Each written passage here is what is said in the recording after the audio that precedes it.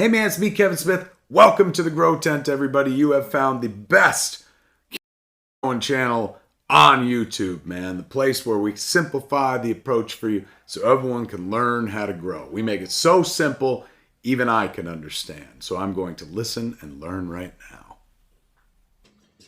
Woo! What's going on, everybody? Welcome back to the Grow Tent.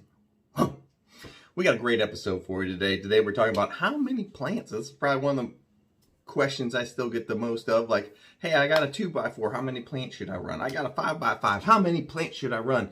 GT, I got a 4x8, how many plants should I run? And that's what we're going to talk about today, because the answers do vary, just like everything else. There's not a set amount.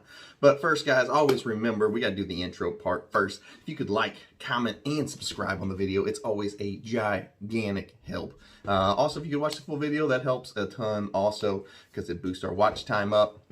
We've got, let's see, we're almost at 45,000 subscribers. And that means, I think we're like 300, 250 away. Every 5,000 subscribers on this channel, we do a giveaway. We're doing t-shirts, Dougie's, what else we got? Tint slaps. I don't know, we got a bunch of stuff. Hold on a second. All right, I'm back. That was Princess GT. She heard me talking. Like, dude, if she sees the door closed and hears me talking, she's up here as fast as possible. So, all right. So, we have a contest that goes on every 5,000 subs. We are almost there. We're giving out t-shirts, Tint slaps, Dougie's, all kinds of cool stuff. You know what a Dougie is? I don't know. You'll figure it out because I can't say it. What else we got going on? Guys, remember this channel is sponsored by Mars Hydro. If you're looking for anything, for a new light, new tints, anything, follow the links in the video description below. Put in the letters WTT, GT, all capital letters at checkout. Get yourself an extra discount. I think we got anything else? Oh, yeah.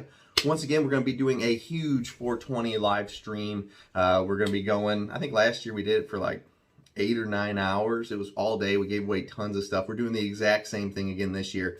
So if you're not subscribed, make sure you're subscribed so you can win that kind of cool stuff. If you're not joined our Patreon yet, you should do that, because we got a full grow series going on over there where we actually get to show the plants still, and you guys should check that out. We're making our new 2 lines, which is Cherry Atomic Sledgehammer and Sour Grape Rock Candy, and you guys get to see all of it, and it's still the beginning of it. We just dropped episode 1. I think it was last week or maybe the late part of the week before, and the beginning part of this week we're going to be dropping episode 2. I hate this shadow right here. It looks like it's attached to my head. Should we scoot over? Should we deframe myself here a little bit just so we don't have it? Bad part about 3D walls. So make sure you check out the Patreon. If you don't want to pay for a subscription, you can find the plants still for free over on my Instagram page, but you're going to have to see pictures of pythons too occasionally also. But the Instagram page is right here. Should we do it right here? Yeah, right. Voila. And it's welcome to the Grow Tent with an underscore in between each word. The Python channel, you can, if you want to see me mess with pythons and snakes. I haven't been able to upload too much because I've been doing so much content on this channel lately. But if you want to see me mess with snakes and spiders, you can find it over on the Spartan Python and Tarantulas channel. All right, let's get today's episode started. I'm excited. I got my whiteboard right here. We got to get it cleaned off, and let's get going. All right, guys, so we're back. All right, so what are some things we need to consider whenever, you know, it's one of the harder questions people ask me when they're like, hey, I just got a 4x4 tent. How many plants am I supposed to run? And there's a lot of factors that actually go into what your plant count is supposed to be whenever you are growing in specific size tents. Your first one you have to look at is, what are your local laws? If you are growing under your card, you got your license to do it, or your state just became legal, what do your local laws or your state laws say about it? Like if you're in, you know, some states you're only allowed to have 4 plants. If you're in another state, you're allowed to have 18 plants. If you're in another state, you're allowed to have 6 plants.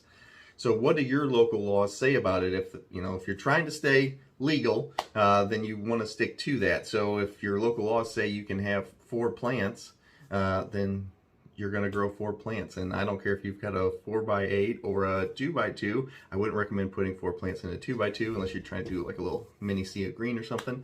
But that's an important thing to think about.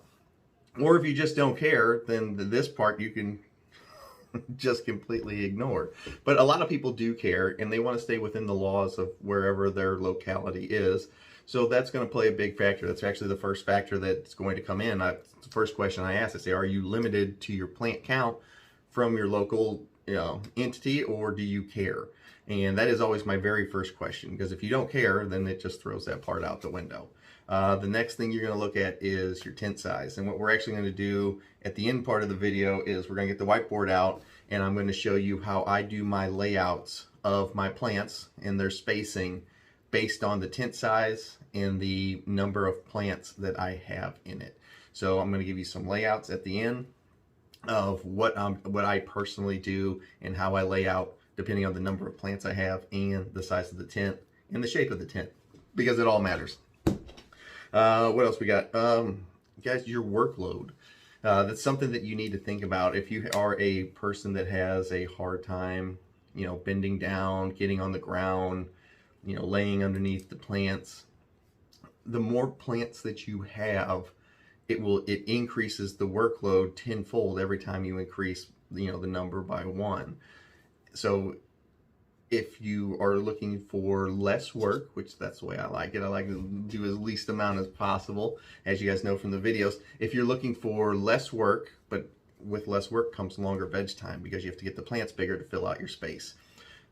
But the transverse of that, or the opposite side of that coin, is the more plants you have, the increase of the workload, the more you have to be on top of your game, I'll say, because you have more plants to lollipop, you have more plants to transplant, you have more plants to watch, make sure you're not having any herms or anything like that, which you shouldn't, but new growers often do.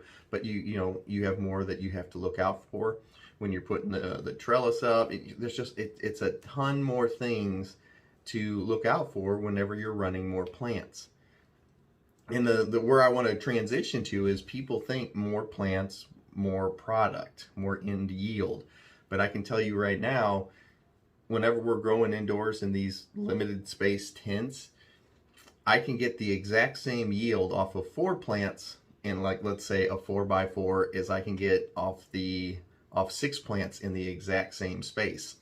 Because if I am filling my space out completely, which you guys have all seen my tents, if not, go back and watch some of the other 300 videos I got. There's plenty of them on there. I fill out the entirety of my available square footage. The canopies are always nice and 2 foot thick. Anything other than that, it doesn't matter if I would have put 6 plants in there, 9 plants in there, 4 plants in there.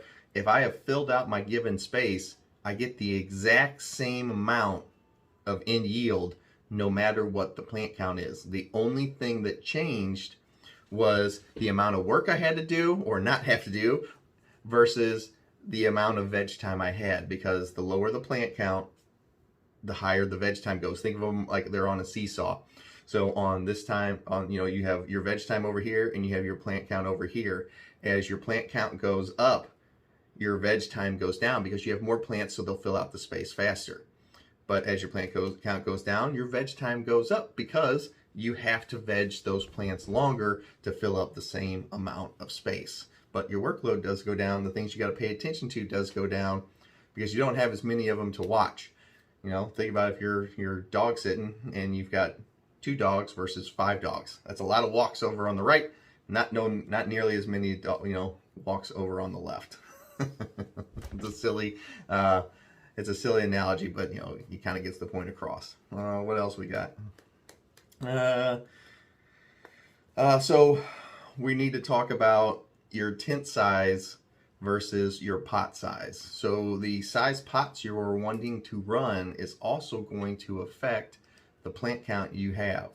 So if you're like, well, GT, I got a 2x4 tent and I want to put them in 10-gallon pots. Okay, you're running 1 plant now, because 1 plant in a 10-gallon pot is going to get gigantic. Versus if you're like, hey, I've got, I got my 2x4 tent, and I'm going to run 3-gallon pots, which is what I do inside if I'm going to flower inside a 2x4. I got 3-gallon pots, and I want to know how many plants I can flower in a 2x4. With 2-gallon or with 3-gallon pots, generally I put 4 or 5 in there, depending on how long I vegged. Usually I will start off with 6 plants, vegging them in 1 gallon pots. Whenever it comes time where I'm like, okay, I'm going to put these to flower, I will usually drop 1 to 2 of them. Once I put them into 3 gallon pots, I'm like, these 2 right here, they're kind of not, they don't look as pretty as the other ones. So I will either drop 1 or 2 of them and I will flower the rest. Now you don't have to throw that plant away just because it was a little bit behind the others. You can actually just take it. It's, you know, while it's in veg, they don't even need to be intense. You can literally stick them in the corner of a room under a light. Or you can throw it into another tent to keep vegging it, turn it into a mother or whatever you want to do. Usually I don't take the underachievers and turn them into mothers though. But whatever you want to do, you can do. I have the space where I can stick it in different tents or, you know, throw it off the cliff because this is Sparta. But you don't have to keep it. You don't have to flower everything that you put in. But you can see how the pot sizes, you know, if you had 1 10-gallon pot, you can't fit anything else really in that tent. Plus a 10-gallon in a 2x4, it's just silly, to be honest. You know, it's just silly. You don't want to do it. If you are going to do 5-gallon pots in a 2x4, I would probably only run 2 of them. I would actually probably only run 1. Like if I'm going to run 1 plant in a 2x4, which you've seen me do where I took the mother and flowered it out, it was just a single plant in a 5-gallon and it filled out the whole space. There's pictures of it on my Instagram. You can go see it. I think there's some videos left of it up on this channel also. Another thing you're going to have to take into consideration is, I know nobody likes to think about it, but is your drip pans. Because you're like, well, I can jam, you know, 6 or 7 3-gallon pots into the bottom of this 2x4. You could, but if you have them in drip trays, you no longer can, because you got to remember those drip trays are a bigger surface. They are a bigger diameter around than your pot. So where if you could fit 7 3-gallon pots in a 2x4, the second you put them in their drip trays, you can no longer fit them in there. Because I know it's not a thing a lot of people think about is the drip pans, and they're a pretty important part. I like the drip pans personally because it's an easy way for me to check my runoff. Whenever I do get runoff, I just leave it sit in there and the plant soaks it right back up within the next hour or 2. Plus, if I'm leaving town for a few days, man, I'm way off subject. That's something for a different video. But, you know, a little trick. I'll tell you guys in another video. But for now, let's get the old whiteboard out. I got my dry erase marker in green, of course. I think last week we used blue. But, did we use red? I don't remember. But we're going to set up a few tents, and I'm going to show you how I base my layouts based on the number of plant counts we have and what I feel is the best pattern for, you know, getting good air circulation and stuff like that. All right, so let's get the chalkboard set up, dry erase board set up, and let's get going. All right, guys, we're back. We got our friendly dry erase board out here, and what we're going to do is a few layouts and designs of the tent based on the size and shape of the tent we have. So first things first, a 2x2. We're just going to do a small square for our 2x2. And generally, if you want a short veg time, you can put 4 plants in here. I do not recommend it, but you want to set it up kind of like you would on a die, you know, just like on the side of a dice. And equally all spread out. You just don't have a ton of room in here for this. Generally in a 2x2 like this, I'm only going to run 2 plants and I'll stick them in opposing corners, and then I will stick my fan over here, and then I will keep this, if this is the front door, I will keep this corner open because it leaves me enough room to get back here to work on this plant in the back. I have my fan blowing out, my vents are open, everything flows really, really well. In a 2x2, whenever you have this set up right here where you have the single plant here and a single plant here, you leave this area open, and it makes your life way, way easier than this. Because whenever you have the 4 set up here, usually these 2x2s, they don't have other entrances on the other sides of the tent, because with a 2x2, you're in a very small area. So usually whenever you'll work on these 2 up here in the front. Why are you going out, marker? You'll work on these 2 up here in the front, and it just makes your life harder where you're going to have to sit on the ground here in the front and try to lean under and work under to get to these back ones. So if you set it up like this, it makes your life a lot easier. You can put a third one in here, but I'm telling you, it makes your life a lot easier just doing two. And remember what I told you is you get the exact same amount of yield, whether you've got 4 plants in here or 2 plants. They both equal the same yield. So just a thing to think about, you don't have to jam these things full of plants. It's actually, you get the exact opposite. If you jam your tints full of plants, you tend to get the opposite result that you're wanting. You don't get a ton of yield. You actually start losing out on it because things are way too crowded. But once again, that's I don't know, I guess that could kind of fit in here. But so for a 2x2, that is my setup. That is what I'm doing whenever I'm going to set up my 2x2. Now, if we want, we can do a 2x4, which is just basically 2 2x2s put together. And whenever I'm setting up my 2x4s, you guys kind of saw them whenever I would set it up. You saw like my fan placement and stuff whenever we did the air video or the airflow video last week. So I'm going to stick a tower fan right here in the corner. And then whenever I put my pots in here, let's just say I'm going to do 5 of them, because I know you guys want to jam as many plants in there, even though I'm telling you not to. I'm not going to just stick them all in a row just like this. It does make it a little bit easier to work, but what you'll find is the plants are going to grow into each other here, you know, down this line, and then you're going to have these empty spaces in your trellis nets because of the way you have them set up like this. So instead of doing it that way and being a pain in the butt to fill out a rectangle whenever you have a line of circular looking plants down the center, what we're going to do is we're going to put our tower fan back over here, and then instead of putting them in a straight line, I will zigzag them like on the front of Charlie Brown's shirt. So I will put one here, I will put one here, here, here, and here. And by spreading it out like this, whenever you're trying to fill in a rectangle, for one, you don't have the crowding between the plants because they are more spaced out whenever they're like this.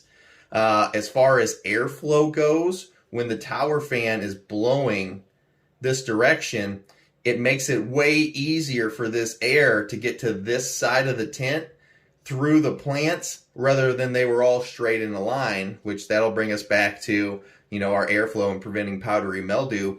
By having this spaced out design, this air can travel through here way easier than if they were all in a line and this one beam of air, the only time it hitting is whenever it goes through here and trying to get through to the other side. It's a way better and it's way easier. So whenever you have these in your drip pans, they have a lot more room. Instead of being tucked right next to each other, they have a lot more room now for the drip trays. Because if you put them all in a line, you can't fit 5 in a 2x4 in 3-gallon pots with drip pans. They just don't fit. But if you off-center them like this, they do fit. So it's just it helps you in a multiple ways, setting them up like this. The nice part about 2x4s is if you're running 5 plants, the veg time is very, very short. If you are going to only do 2 plants, so you got your tower fan, and you're only going to do 2 plants, you don't have to offset them as far. You know, just put them slightly off of each other, and then you've got your drip trays. You can just put them slightly. You don't have to go to extremes where you're putting them front, back, front, back, front, back. You can literally just barely offset these two, and you'll get the same amount. But I would probably put these, if I was going to run 2, I'd probably do them in 2 5-gallons or 3 gallons that I vegged a lot longer. So that would be for a 2x4. Now, as you get into the bigger tents, your spacing, of course, becomes a little less important because you have so much more room. When you're in those tight spaces, it can be a problem. The thing that people run into is with the bigger tents is generally they want to jam pack them full of plants. So with, let's say I have my my 5x5, because that was, like most people, I bought a tent that was way too big. So we've got my 5x5 here. That was the first tent I ever bought.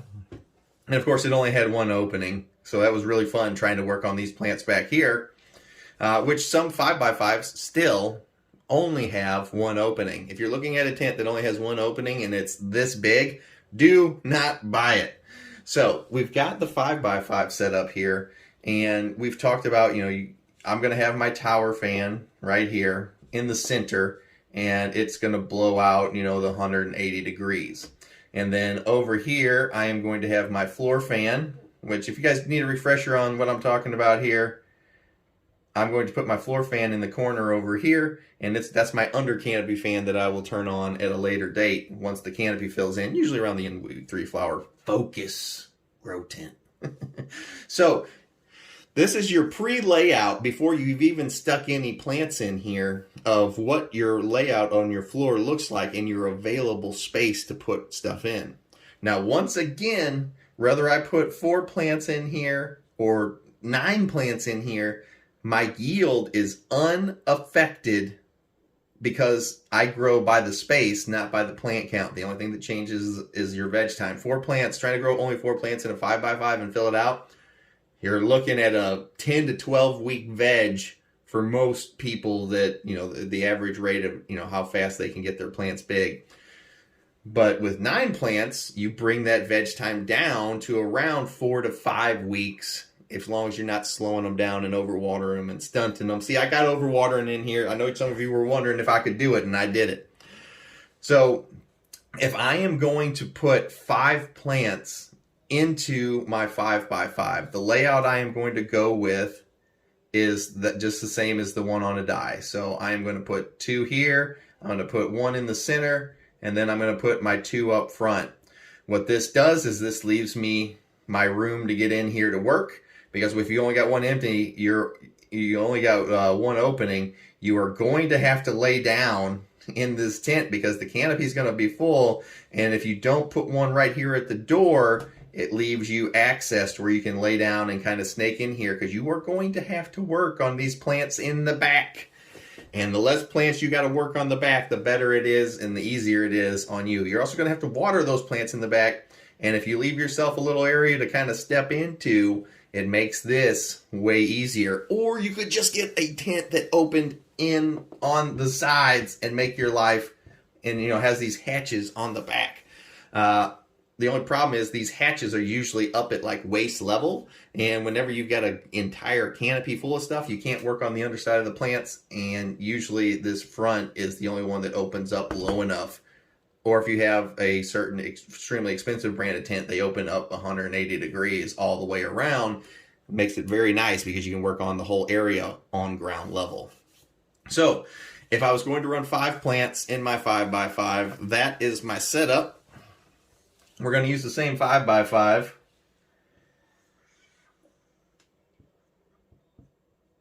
And let's say we wanted to run 6 plants.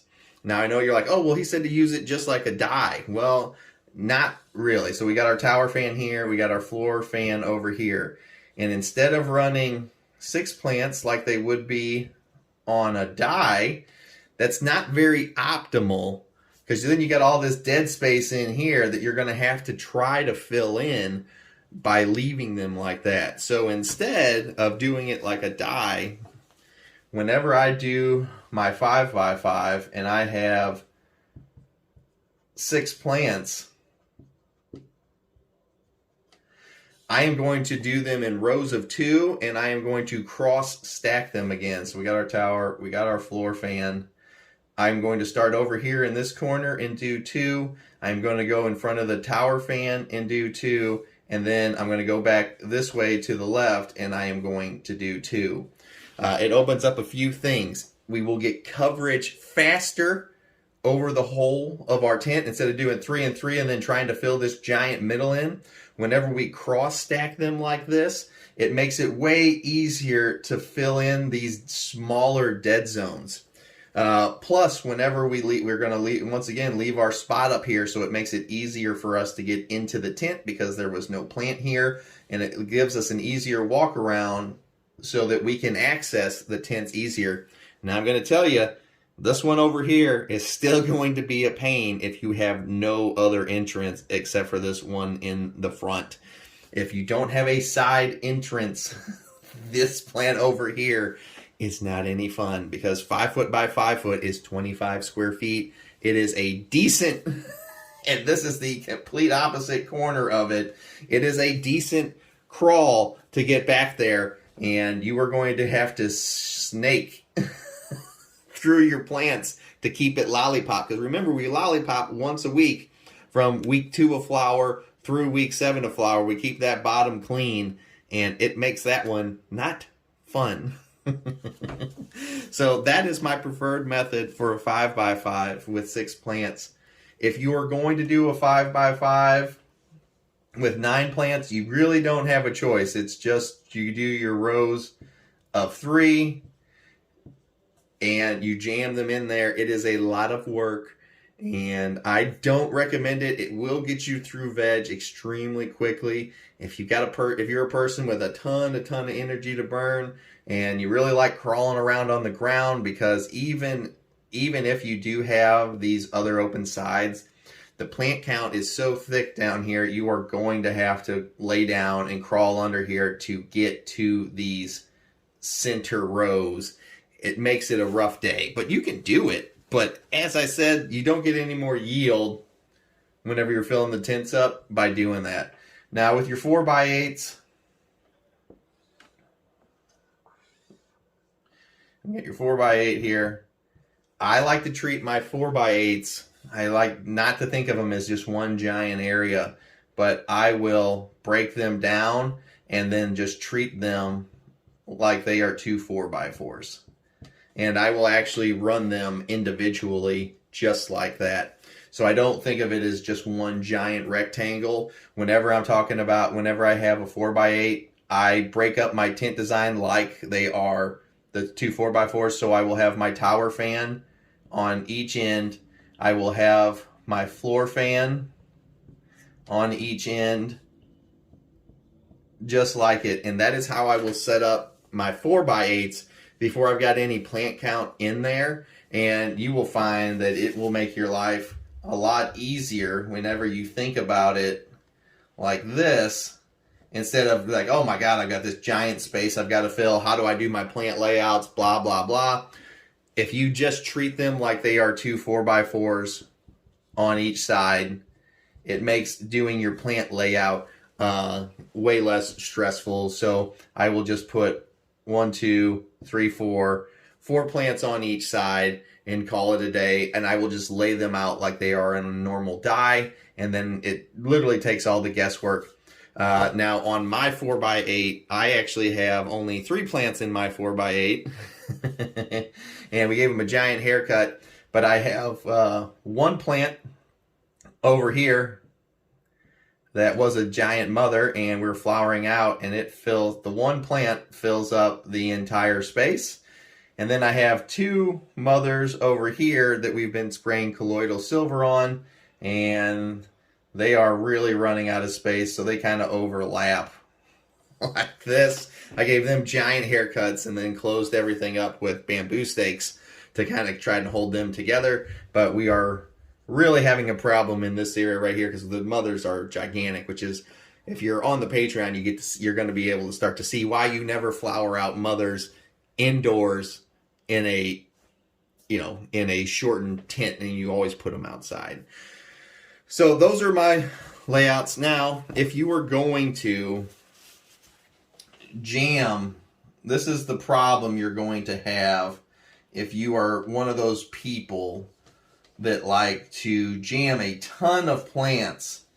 You get the 4 by 8 and you're like, you know what? I don't care what GT says. I'm going to load this thing up to get max yield, which is silly to begin with. If you're trying to get max yield, loading up a ton of plants is just a bunch of work and usually ends up costing you. But you're like, I am going to put 9 plants on each side of my 4x4 and load this 4x8 up. I got 18 plants in here. One, you're insane. You're absolutely insane. The amount of work that this is, because I don't care if this tent has the multiple entrances, trying to take care of this section when you have it completely filled in with plants, there is no bigger nightmare on the planet than trying to take care of those plants, because there's so much room inside that 4x8, even with doors on every side. And most people have these things tucked into a corner, so you automatically X off this two sides. So then you're only dealing with this entrance and this entrance. So now, you know, this entire section is the nightmare, this whole back. And that leads, because nobody's going to be getting in here and crawling back here all the time. It just leads to problems. So if you are the kind of person that wants to jam that many plants into your 4x8, and make sure, one, you don't have it pushed over into the corner of your room. Keep this out along the wall and keep it off the back of the wall. Don't jam it all the way too. These are insider secrets that you would normally take you, some of you might not ever learn, but keep enough room for you to walk back here, because these big 4x8s generally do have accesses on the back of them. And if you keep enough room on the back, you eliminate the problem where you can't get to one side or the other, and then that whole back row is terrible. So if you keep this out from the wall, I know it's going to be kind of sitting in the middle of your room, but if you keep that out from the wall and allow yourself entry points into the back of the tent, if you're one of these people that jam a ton of plants in here, it allows you to open up this whole back. Now this area is still going to suck.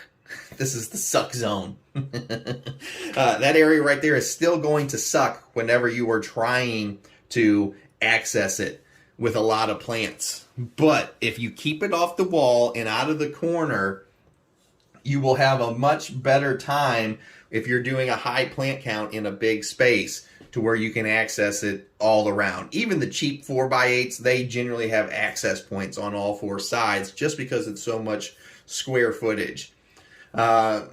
Your fans, you really need to pay attention to your airflow whenever you're going to do a ton of plants into a big area. Your airflow becomes one of the most important things there is, because if you have a ton of plants jammed in this area, especially if you're getting to areas where you're not paying attention to it as hard as you should be, it is a surefire recipe for powdery mildew to run rampant through your tent. And also, if one of them herms in there and you haven't been paying as much attention to it as you should be, you will seed out your entire tent, and then all that giant yield that you were chasing was for absolute nothing, because this whole area is now wasted.